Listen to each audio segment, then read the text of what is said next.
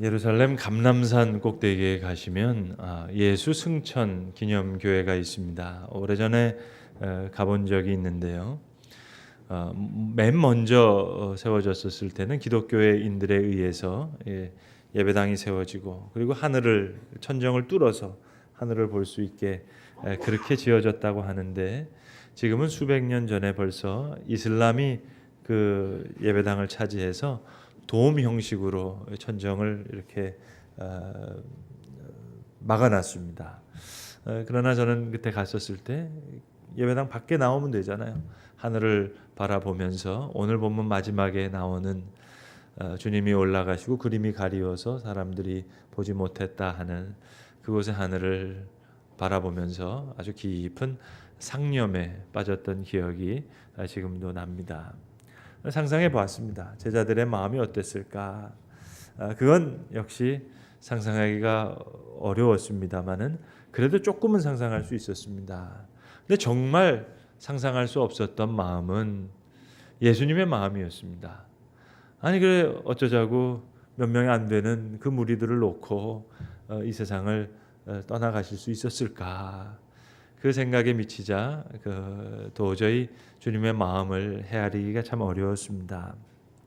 여러분 아시듯이 예수님은 이 땅에 많은 흔적을 남기질 않으셨습니다.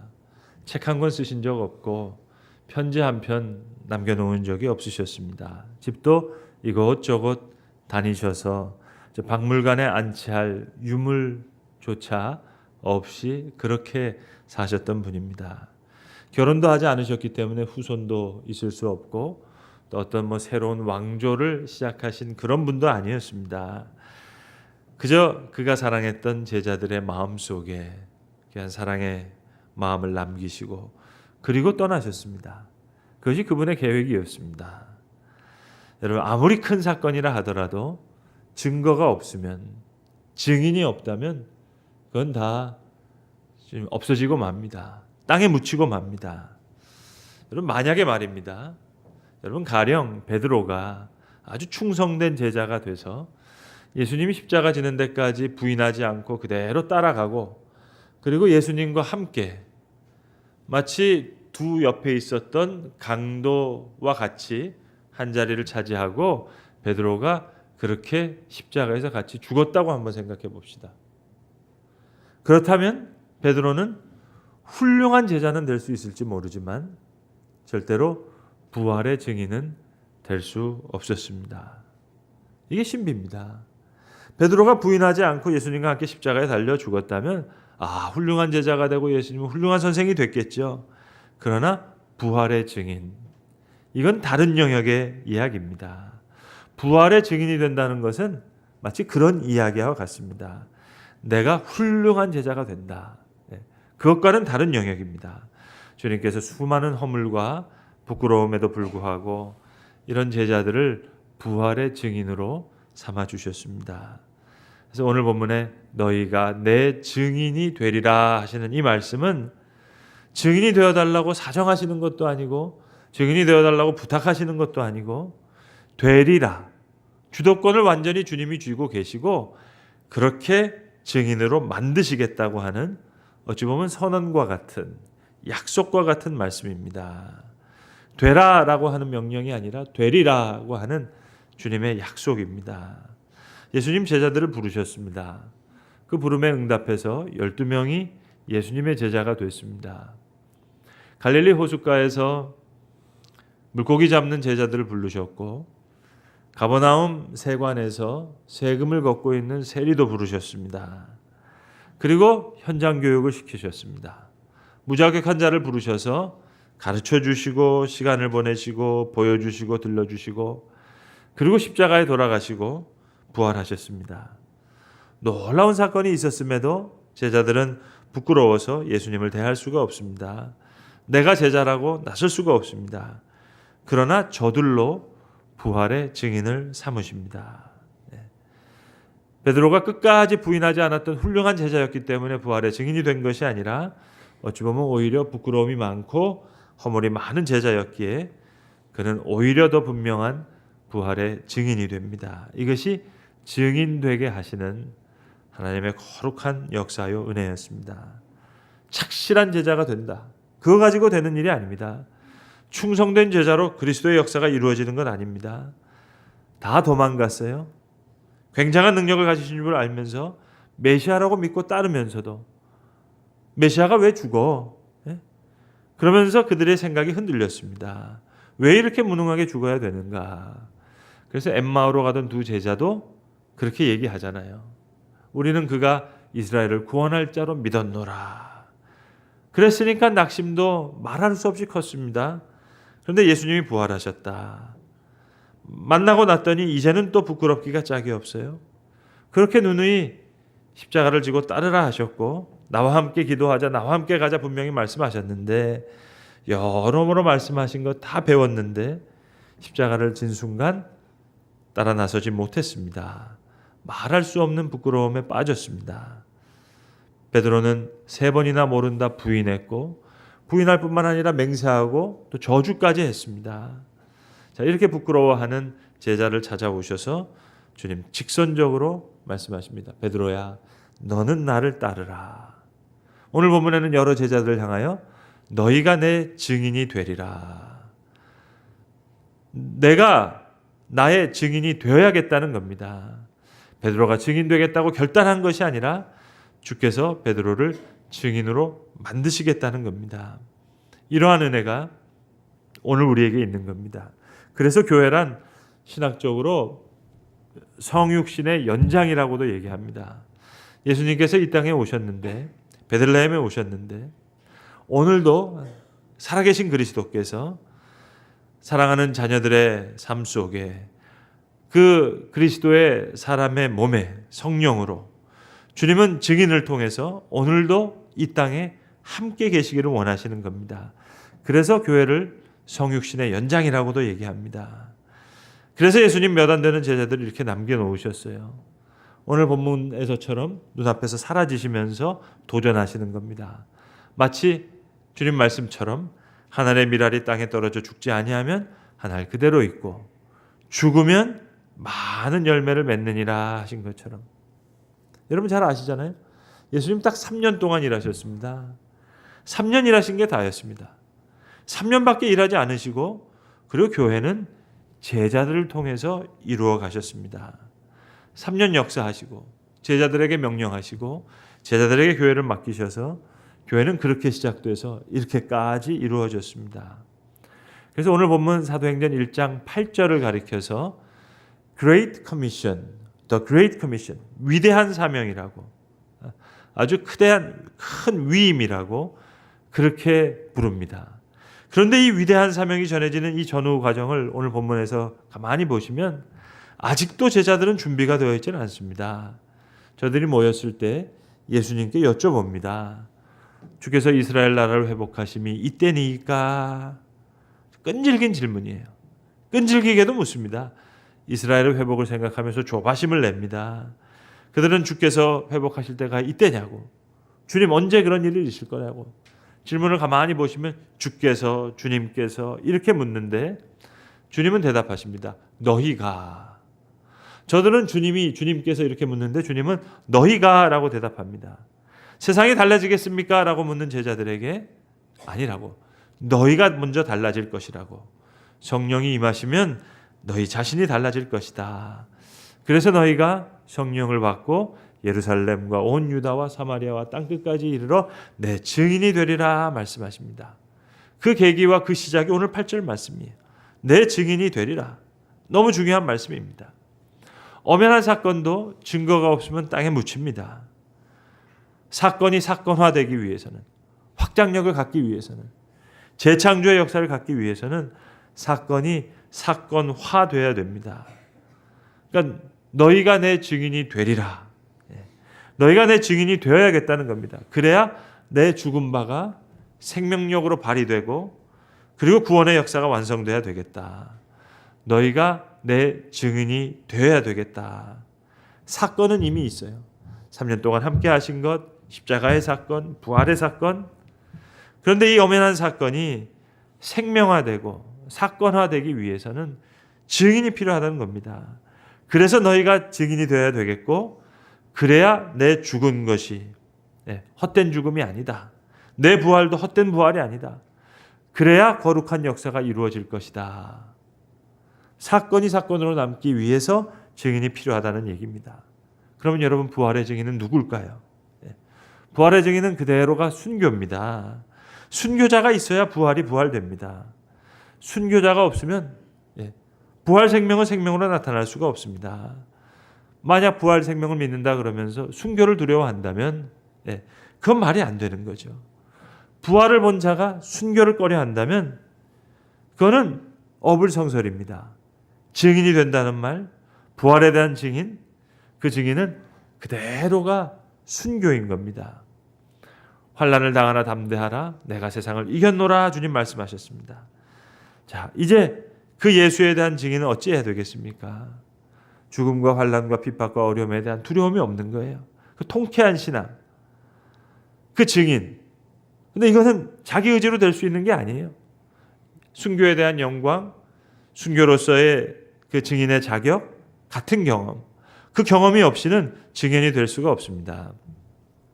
만일 여러분 재판장에서 판사가 증인석에 앉는 사람한테 물을 때 증인이 글쎄요, 제 생각에는요, 그 얘기는 할 수가 없는 겁니다. 여러분, 이론을 얘기할 수가 없어요. 철학을 강연을 할 수가 없습니다. 봤습니까? 네. 들었습니까? 네. 자기의 경험, 자기의 체험, 그것만을 얘기하는 겁니다. 그래서 증인은 똑똑할 필요가 없어요. 능력 있는 자가 증인이 되는 게 아닙니다. 중요한 건 그것을 경험했느냐, 그 자리에 있었느냐. 자, 부활의 증인, 순교적인 삶을 산다는 것. 오늘 우리가 순교할 수 없잖아요. 여기서 지금 죽을 수가 없잖아요.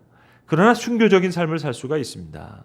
어떤 어려움 앞에서도, 어떤 힘든 앞에서도, 어떤 슬픔 앞에서도 담대해지고 얽매이지 않고 자유함을 느낀다면 거기에 순교적인 삶의 실체가 있어요.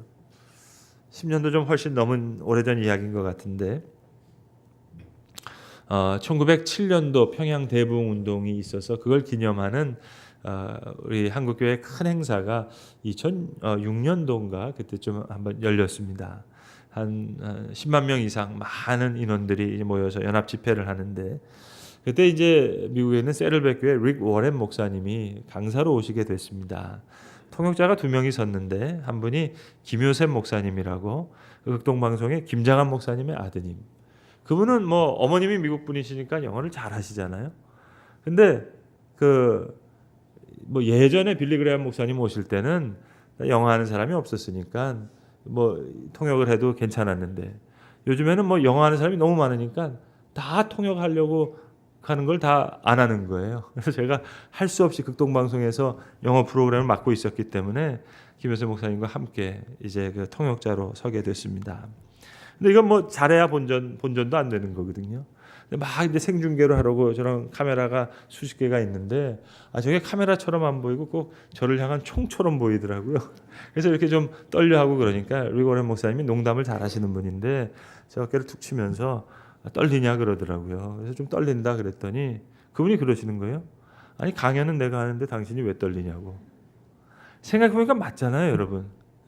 제가 강연을 하는 것도 아닌데 통역이 뭐 하려고 떱니까? 들은 거대로 그냥 이야기하면 되잖아요.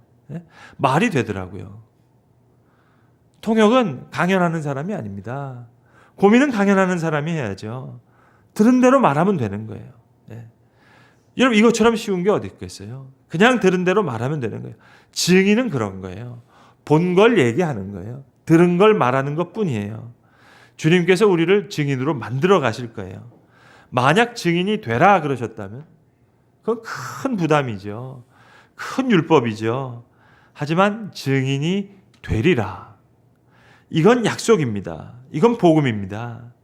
오늘 만약에 주님이 우리에게 증인 되라 하셨다면 이건 보통 심각한 문제가 아니죠. 이만저만 부담이 아닙니다. 그러나 주께서 주도적으로 역사하시겠다는 이야기예요. 증인이 되게 하시리라. 증인을 만들어 가시리라. 성령을 받으리라. 약속입니다. 성령을 부어줄 것이고 그리하여 너희는 증인으로 만들어 가리라.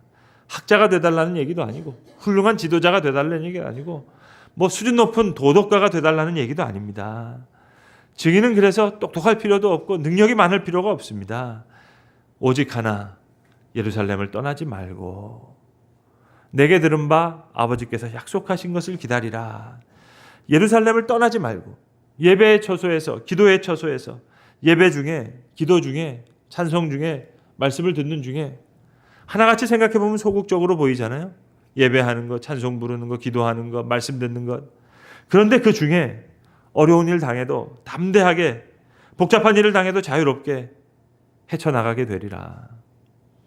요즘 새벽기도 시간에 사도행전을 상고하고 있는데 거기서 보는 사도들의 성령 충만함, 그걸 자세히 보니까는요, 심리학적으로는 딱 두 개더라고요, 여러분. 하나는 담대함이고 또 다른 건 자유함이에요. 사람들이 그를 붙잡아서 제자들을 감옥에 두는데 전혀 얽매이지가 않아요. 그렇게 자유로울 수가 없어요. 그리고 담대합니다. 은과 금은 내게 없거니와, 돈이 하나도 없는데 너무 담대해요. 내게 있는 것으로 너에게 주노니 나사렛 예수의 이름으로 일어나 걸으라. 자, 그렇게 담대할 수가 없어요. 자, 누구를요? 허물이 많고 부끄러움이 많은 훌륭하지 못한 예수를 모르는 자를, 부인하고 도망갔던 자들을 증인되게 하시는 그런 은혜를 베풀리라 하는 말씀입니다. 그래서 교회는 예수를 3번이나 모른다 한 그 베드로 위에 세워진 겁니다. 물 위를 걷다가 믿음이 약해져서 물에 빠졌던 그 베드로 위에 세워진 거예요. 교회를 개척하기 바로 전에 상가를 얻고 이제 공사하고 그러니까 혼자 있을 데가 없잖아요. 길 건너서 빵집에 가서 커피 한 잔을 시켜놓고 늘 이렇게 바라보면 아무리 생각해도 송도의 아파트에 사는 주민들이요, 이 상가교회에 올 것 같지가 않은 거예요.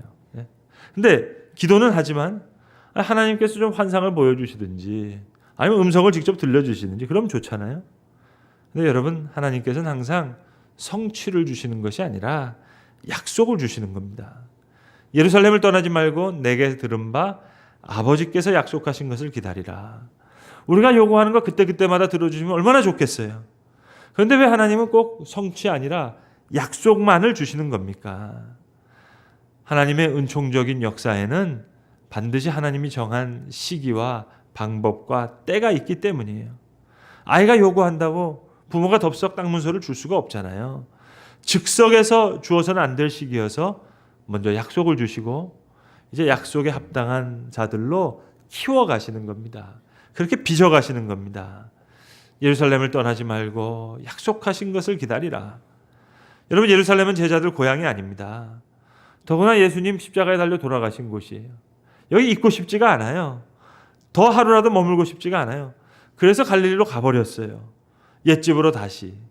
여기 있고 싶지가 않아서.